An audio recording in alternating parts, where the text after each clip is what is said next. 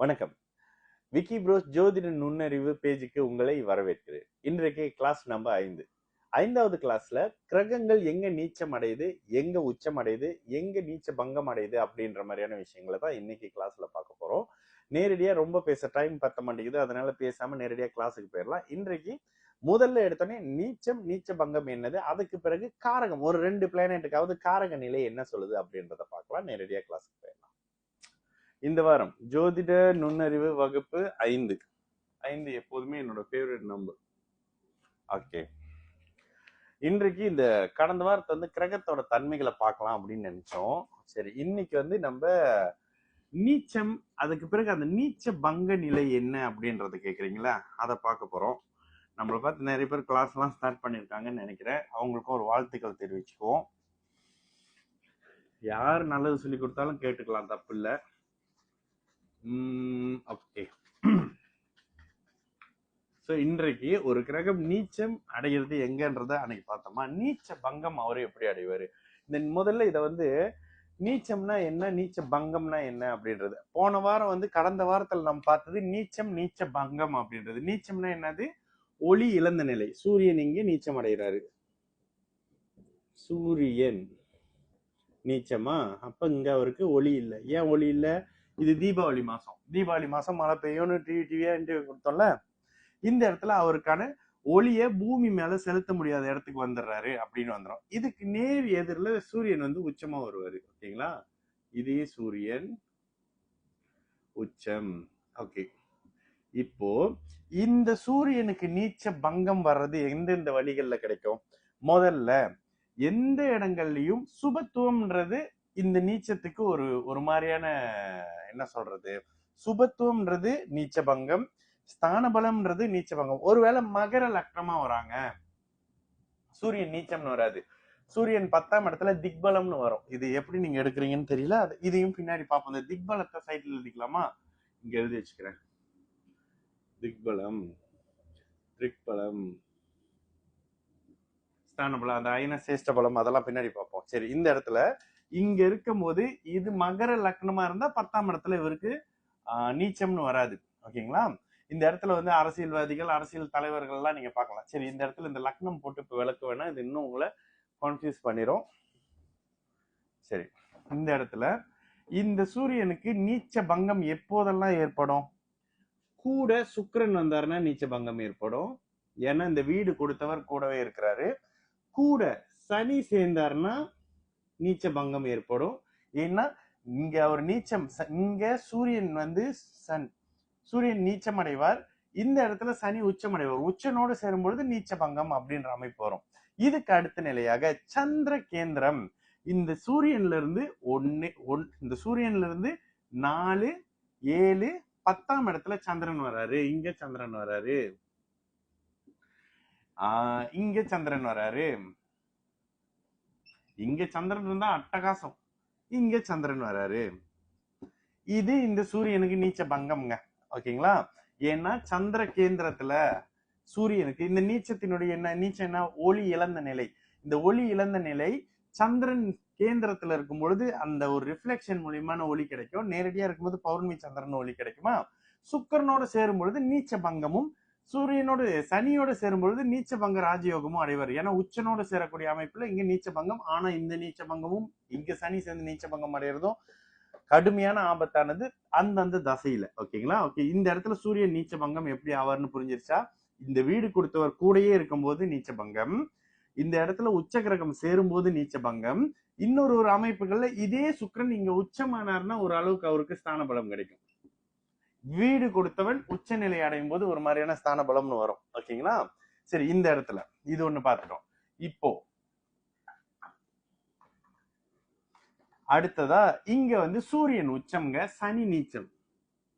சனி நீச்சம்னு வரும். சூரியன் உச்சம் சனி நீச்சமா, கொஞ்சம் அழகா எழுதிக்கலாம். சூரியன் இங்க நீச்சமாகிறாரா, சனி இங்க, சூரியன் இங்க உச்சமடைவார், சனி நீச்சமடைவார். பாருங்க, சூரியன் உச்சம். இதுதான் அன்னைக்கு சொன்னோம்ல, சித்திரை மாசம் இங்க உச்சம், இவர் நீச்சம் அடைவார். இந்த சனி இங்க சேரும்போது என்ன நடக்கும் அப்படின்னா, இந்த இடத்துல சூரியனோட சேரும்பொழுது சனிக்கு நீச்ச பங்கம் கிடைக்கும். அதாவது அந்த ஸ்தான பலம் இந்த இடத்துல இப்படி இருந்தா சனிக்கு ஸ்தான பலம் கிடைக்கும். இந்த செவ்வாய் வீடு கொடுத்தவர் இங்க உச்சமாயிட்டாரு. இந்த இடத்துல செவ்வாய் உச்சமானாலும் இங்க அவருக்கு நீச்ச பங்கம் கிடைக்கும். ஓகேங்களா? இதுக்கு அடுத்தது என்ன? இதே செவ்வாய் இங்க இருந்தாலும் நீச்ச பங்கம் கிடைக்கும். செவ்வாய். ஆனால் இத கடுமையான பாபத்துவம்னு சொல்லப்படுது. ஒருவேளை இப்படி சேர்ந்துட்டாங்கங்க, இதுக்கு நிவர்த்தி என்ன? இந்த இடத்துல ஒரு பௌர்ணமி சந்திரன் இருக்கிறது. இந்த சந்திரனோட ஒளி இங்க படும்போது இந்த எல்லா கிரகத்தையும் சுப வலிமைப்படுத்தி சந்திரன் தான் கெடுவாரு.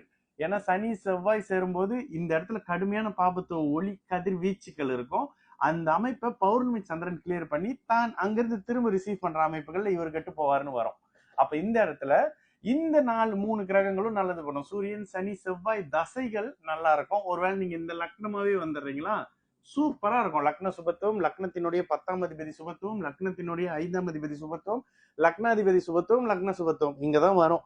இந்த இடத்துல இவர் எல்லா வகையிலுமே பெரிய அளவுக்கு கஷ்டப்படாத ஒருத்தரா இருப்பாரு. ஓகே, இவ்வளவு நேரம் நம்ம பார்த்தது சூரியனுடைய சனியுடைய நீச்ச பங்கம். ஓகே, இப்போ இந்த இடத்துல செவ்வாய் உச்சமா இருக்காரு. இந்த இடத்துல செவ்வாய் நீச்சம் அடைவார். சூரியன் முடிஞ்சு நம்ம யாரை பார்க்கணும்? சந்திரனை பார்ப்போம். ஒரு ஆர்டர்ல பார்க்கலாம். சந்திரன் இங்க உச்சம். சந்திரன் இங்கேயே ஒரு 6 டிகிரிக்கு ஒரு நிலையும், அதுக்கப்புறம் ஒரு அமைப்புகள்ல முதல்ல உச்சம் மூல திரிகோணம் அப்படின்னு வரும். இதுக்கு நேர் எதிரில் இவர் நீச்சம் அடைவார். ஓகே, இவர் இங்க நீச்சம். இந்த இடத்துல சந்திரன் தான் நீச்ச பங்க கேந்திர அமைப்பு அப்படி இப்படின்லாம் கொடுக்கிறவரு. சோ இந்த இடத்துல சந்திரன் இருக்கும்போது இது சொல்ல வேணாம், இது உங்களுக்கே தெரியும். அந்த திருக்கார்த்திகை பௌர்ணமிக்கு விலை கேத்துவீங்களா, அந்த சந்திரன் அன்னைக்குதான் நீங்க ஃபுல் மூன், அந்த மூன், இந்த மூன், ப்ளூ மூன் பயம் காட்டுவீங்க. பூமிக்கு பக்கத்துல சந்திரன் வந்துருச்சு பார்த்தா சந்திரன் பெருசா இருப்பாரு. இந்த சந்திரனுக்கு நீச்ச பங்கம் மட்டும் கொஞ்சம் ஒரு மாதிரி தலைவலியான அமைப்பு.